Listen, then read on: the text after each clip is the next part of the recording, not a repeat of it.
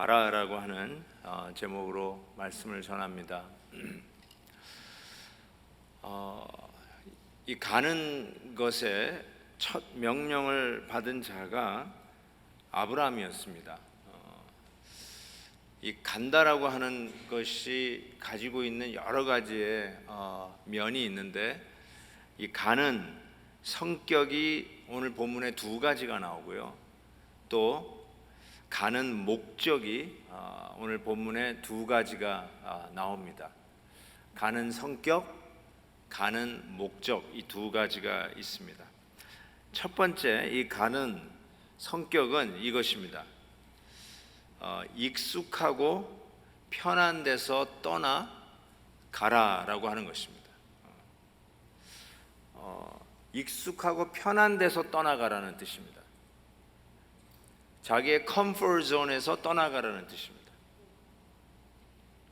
자기의 그 수많은 네트워크가 이미 이루어져 있는 곳에서 그런 것이 없는 불편한 곳으로 가라라고 하는 것입니다. 이 가라는 명령은 불편한 데로 가라는 뜻이에요.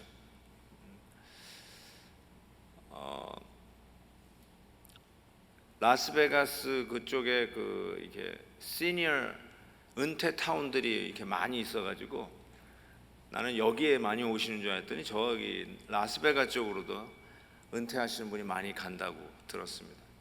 왜 그러냐니까 난가주보다 훨씬 싸대요, 거기가. 그래가지고 그쪽으로 가는데, 싸서 간다면 뭐 알라바마를 가시죠. 뭘 라스베가스를 가겠어요. 근데 라스베가스로 가는 이유 중에 하나가 한국 가는 직항이 있대요. 그거가 굉장히 중요하대요. 한국 가는 직항이 있다는 거예요.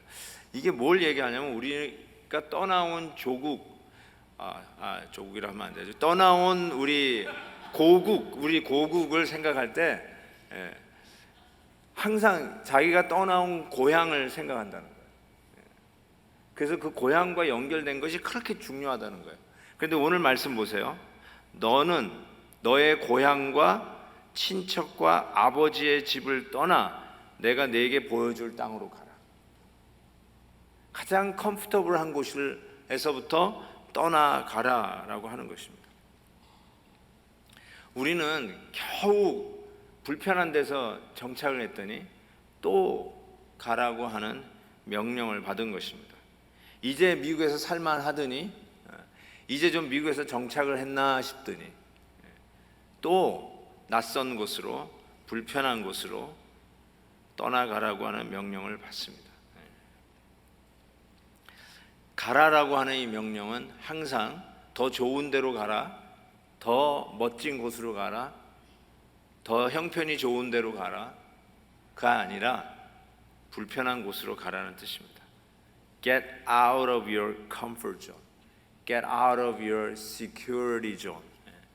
내가 편하게 생각하는 그곳에서 떠나가라는 것이죠. 자, 우리는 라스베가스 가는 이유가 한국 가는 직항이 있어서 그나마 글로 간다는 그 얘기를 들으면서 본토, 친척, 아버지의 집을 떠난다는 게 이게 쉬운 일이 아니라는 거죠.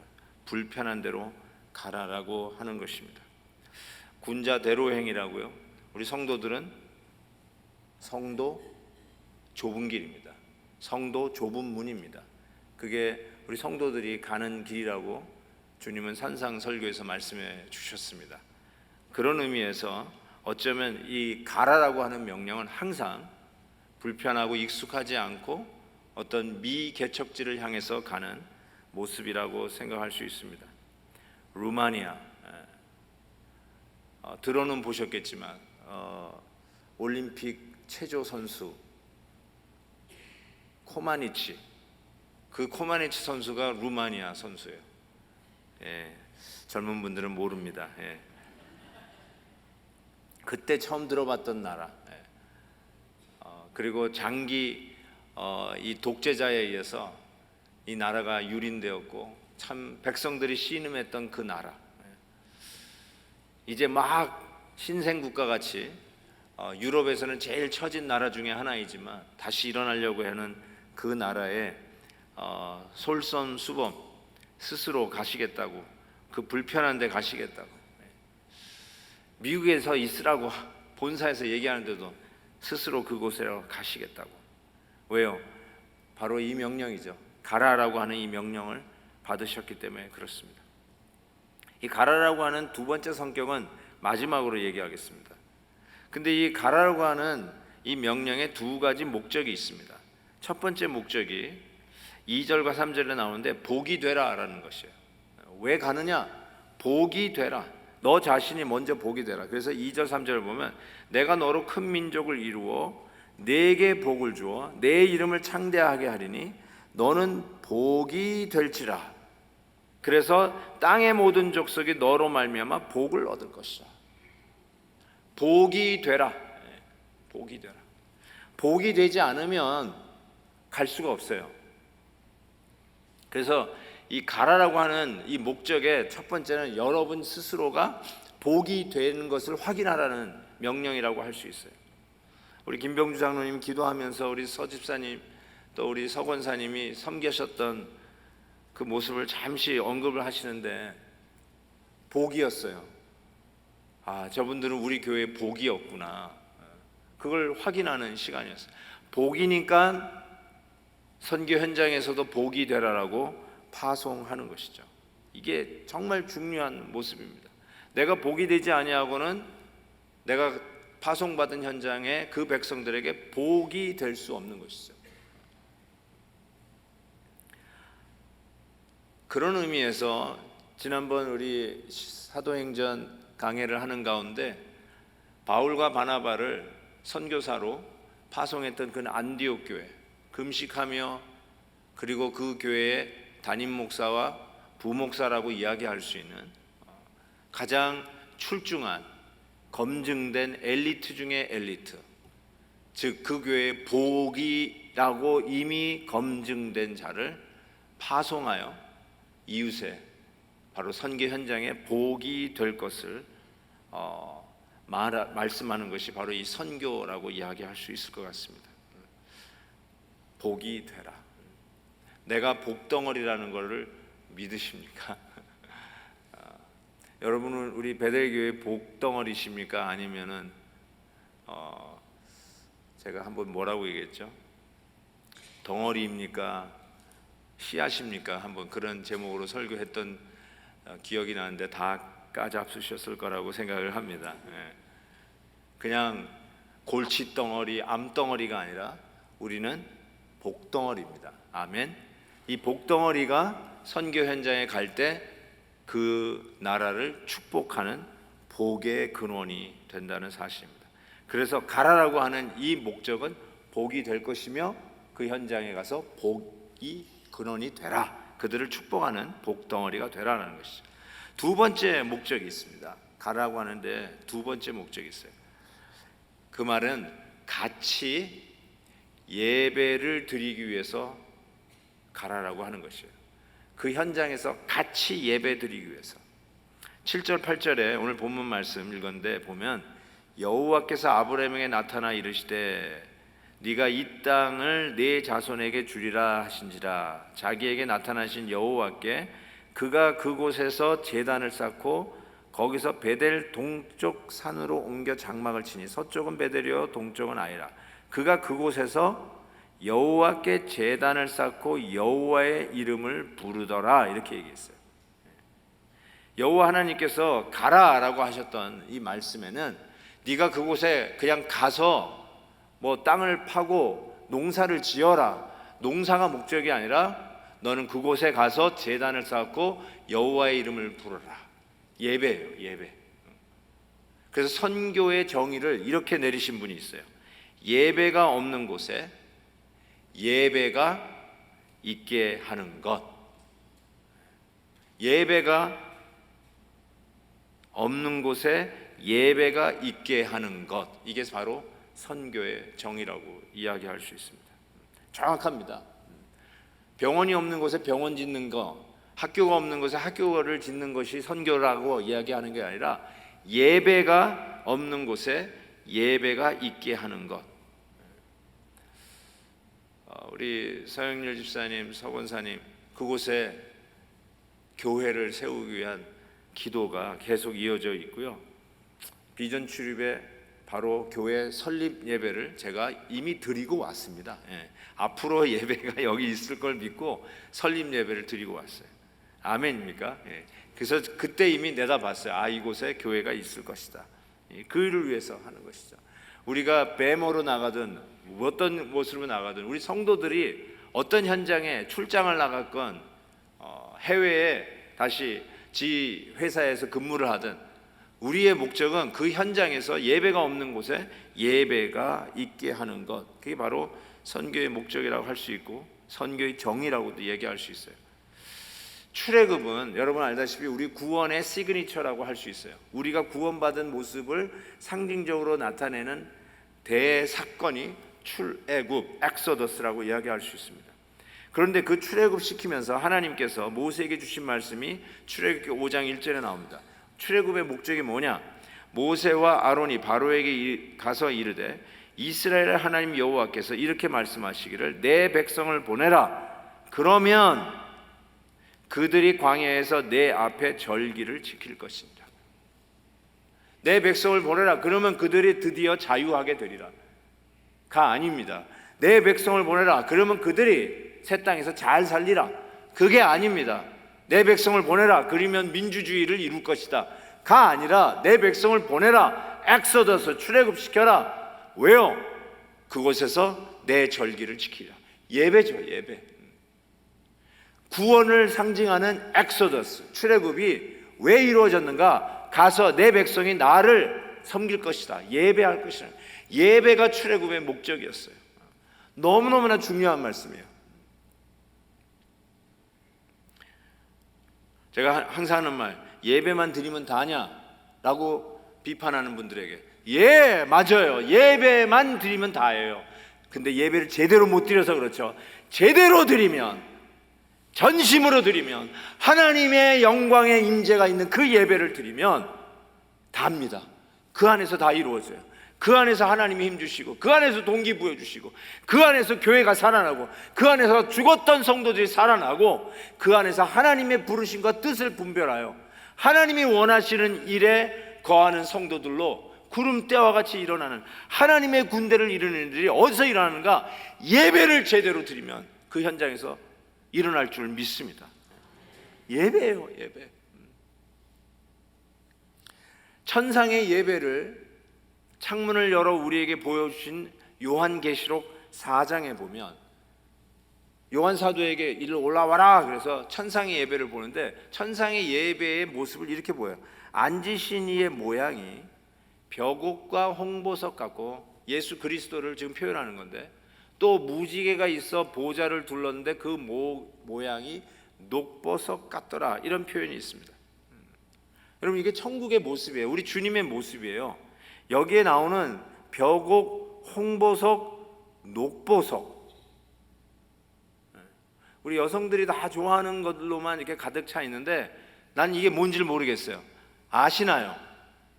벽옥, 홍보석, 녹보석 아마 아시는 분은 아실 거예요. 그런데 이 당시 2000년 전에 천국의 예배를 표현하는데 벽옥, 홍보석, 녹보석 이게 뭘 의미하는 걸까요? 우리 땅에는 없는 보석이에요. 이건 전부 다 해외에서 국제 무역을 할 때 아주 소중한 것으로 가지고 들어온 보석이에요. 이거는 인터내셔널한 거라는 걸 금방 알 수 있어요. 천상의 예배를 보여주는데 이걸 뭘 얘기하냐면 이미 인터내셔널이라는 거예요.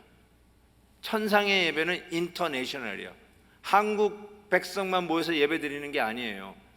미국 사람만 모여서 예배 드리는 게 아니고 흑인들만 모여서 예배 드리는 게 천국의 예배가 아니에요. 천국의 예배는 인터내셔널이라는 거를 간접적으로 보여줬다고 저의 교수님이셨던 본 포이트레스 교수가 The Returning King에서 이렇게 얘기했어요. In ancient times, 과거에는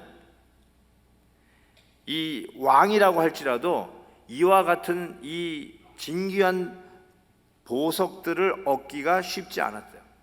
이런 진귀한 보석들은 국제적으로 internationally 이것이 수입했다는 것을 의미한다는 것이에요.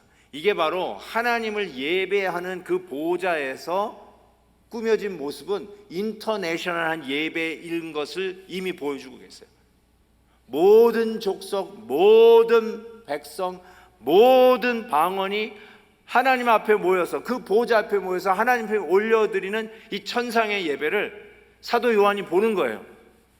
Come up here 하고 예배를 보라는 거예요. 우리가 가장 꿈꿔야 할 아이디얼한 예배는 온 나라, 온 민족, 온 백성들이 함께 드리는 예배구나. 그래서 선교하는 거예요. 그래서 예배가 없는 곳에 예배를 만드는 것, 예배가 드려지도록 하는 것, 그게 바로 선교의 목적이고 정의라 할 수 있어요. 출애굽의 목적이 예배라고 말씀하듯이, 그것이 우리 어떤 한 특수한 민족만 예배 드리는 것이 하나님이 기대하는 게 아니라 이 마지막 천국의 모습은 인터내셔널한 예배인 것을 이미 이 계시록에서는 시사하고 있었던 것입니다.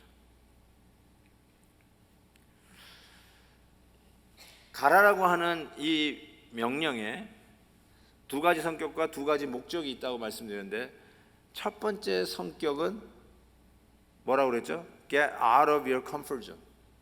편한 데서 나가라, 이렇게 제가 말씀을 드렸어요. 그런데 두 번째 성격이 이게 무엇이냐면, 하나님이 선교의 주관자가 되신다는 사실입니다. 하나님이 이 선교의 주관자이십니다. 여호와께서 1절 보니까 아브라함에게 이르시되 가라, 이렇게 얘기했어요. 가라라고 명령하는 것은 그 교회 담임 목사가 아니에요. 하나님께서 가라, 하나님이 선교의 주관자십니다. 5절에도 보면 갔더니, 약속된 땅에, 가라 하는 땅에 갔더니 아브라함이 그의 아내 사레와 조카 하란에서 모은 모든 소유를 얻은 사람들을 이끌고 가나안 땅으로 가려고 떠나서 마침내 가나안 땅에 들어갔더라.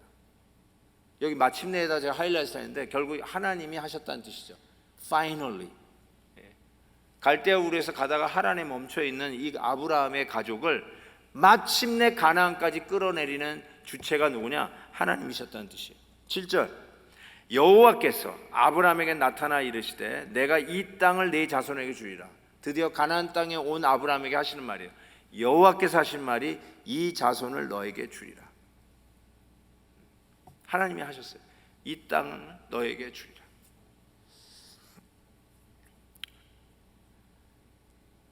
하나님이 선교의 주관자라고 말씀을 하는데, 신은 하나님께서 본인이 가셨어요. 본인이 컴포트존에서 나가셨어요. 그게 바로 삼위일체 하나님이 제2위 하나님이신 성자 예수 그리스도를 성육신하여 우리 가운데 가라 해서 보내셨어요. 솔선수범하신 하나님이세요. 하나님이 먼저 오셨어요. 높고 높은 영광의 보좌를 떠나는, 컴포트존을 떠나는 일을 각오하면서 우리에게 오셨다는 사실입니다. 삼위의 하나님께서 예수 그리스도를 보내시고 예수 그리스도가 승천하실 때 당신의 신 성령을 우리에게 또 보내셨어요. 우리에게 먼저 떠나 보내시고 그리고 우리에게 하시는 말이에요. 가라, 너희들도 이와 같이 가라라고 말씀하셨어요. 먼저 우리에게, 만약에 우리가 가지 않는다면 이렇게도 생각해 볼 수 있어요. 가지 않는다면 우리에게 오신 예수 그리스도에 대한 모독이죠. 우리에게 찾아오신 그분에 대한 인설트라고 이야기할 수 있어요. 성육신을, 삼위일체를 믿지 않는 거라고 이야기할 수도 있어요. 하나님이 보내신 것처럼 너희들도 가라. 그래서 너희는 가서 모든 족속으로 제자를 삼아 아버지와 아들과 성령의 이름으로 세례를 주고 내가 내게 분부한 모든 것을 가르쳐 지키게 하라. 볼지어다 내가 세상 끝날까지 너희와 항상 함께 있으리라.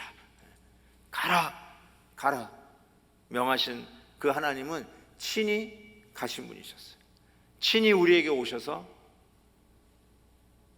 security and comfort zone을 떠나서 가장 불안한 곳이지만 그 불안한 곳에서 저와 여러분을 위해서 십자가를 지시기까지 떠나오셨던 그 주님 닮아 우리도 하나님의 명령에 따라 가라 하는 곳으로 우리는 가는, 순종하는 하나님의 백성이 되었습니다. 이때 하나님의 역사는 일어나는 것이라고 저는 확실히 믿습니다. 우리 서영렬 집사님과 우리 서정희 권사님을 파송하는 것은 우리 교회의 큰 축복이라고 저는 믿습니다. 이미 교회에서 검증되어 우리 교회 정말 복덩어리, 참 복이구나 저분이 라고 의심치 아니하고 같이 섬기는 기쁨을 얻었던 바로 그 두 분을 우리는 이미 루마니아로 떠나보냈고, 그리고 그 마음에 바로 선교의 목적과 가라 하시는 하나님의 명령에 순종해서 그곳에 가서 결국은 그곳에 하나님의 교회가, 예배가 없는 그곳에 예배가 세워지기를 바라는 마음으로 그 현장에서 정말 너무나도 수고하고 애써주시는 모습을 보면서 정말 하나님이 기뻐하시는 일이라는 생각을 해보게 됩니다. 사랑하는 우리 베델 성도 여러분, 마음을 다해서 축복하고 그리고 하나님 앞에 아뢰면서 우리 귀한 두 분을 파송했으면 좋겠습니다. 우리 하나님이 영광 받아 주실 것을 믿습니다. 아멘.